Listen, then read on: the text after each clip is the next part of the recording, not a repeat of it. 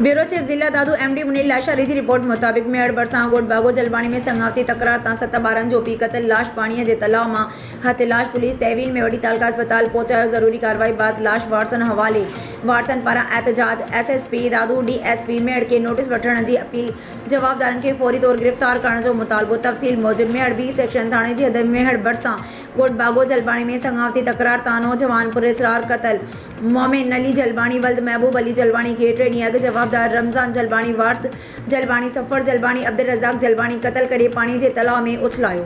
मुतासिरन मूजिब कल असां थाणे ते एनसी दाख़िल कराई। अॼु असांखे उन जो लाश पाणीअ जे तलाउ मां मिलियो। मुतासिरन SSP Dadu IG Sindh chief justice of Sindh समेत आला अमलदारनि खां मुतालबो कयो आहे त जवाबदारनि खे जल्द खां जल्द गिरफ़्तार करे असां सां इंसाफ़ फराहम कयो वञे।